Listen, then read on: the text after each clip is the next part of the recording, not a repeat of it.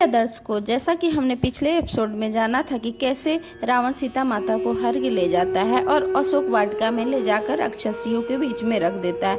इधर श्री राम जी पूरे व्याकुल मन से माता जानकी का खोज करते हैं, पर वो नहीं मिल पाती हैं। उसके बाद वे लोग भाई सहित गोदावरी की नदी के तट जाकर खोज करते हैं, फिर भी वहाँ नहीं मिल पाती हैं। उसके बाद श्री राम जी जटायु से मिलना होता है। जब श्री राम जी और लक्ष्मण जी सीता जी की खोज करते हुए उस स्थान पर आए जहाँ पर पक्षीराज जटायु खून से लथपथ पृथ्वी पर घायल अवस्था में पड़े थे, जटायु को देखकर श्री राम ने लक्ष्मण से कहा, हे भाई, यह लग पक्षी अवश्य ही मेरा ही कोई कार्य सिद्ध करने की चेष्टा कर रहा था, किंतु उस राक्षस के द्वारा युद्ध में मारा गया। यह मेरे लिए भी अपने प्राणों की बलि दे रहा है। ऐसा कहकर श्री राम उस पक्षी से बोले, हे पक्षीराज, यदि आप पुनः बोल सकते हैं तो बताइए सीता की क्या अवस्था है और आपका वध किस प्रकार हुआ। श्री राम की ओर देखकर जटायु ने अपने मुख से रक्त वमन करते हुए अत्यंत दीन स्वर में कहा, हे रघुनंदन, देवी सीता जी का राक्षस राज रावण ने अपहरण कर लिया है। मैंने उन्हें बचाने का भरपूर प्रयास किया,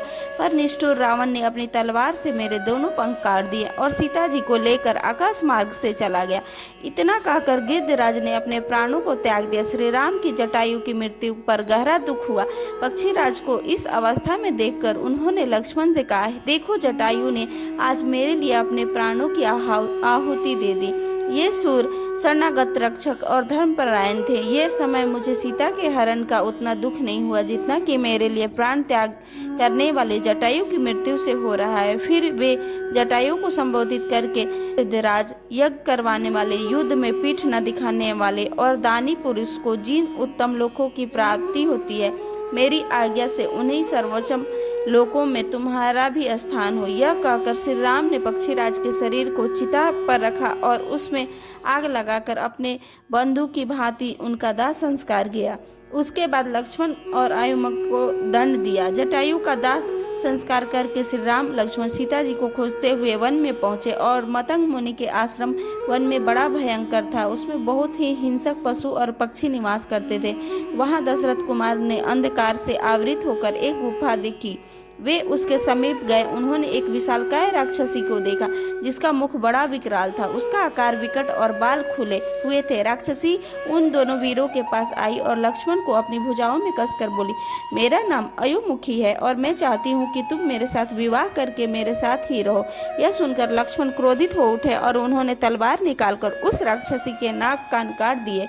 नाक कान काटे जाने पर वह भयंकर राक्षसी चिल्लाने लगी और जहाँ से आई थी उधर ही भाग गई।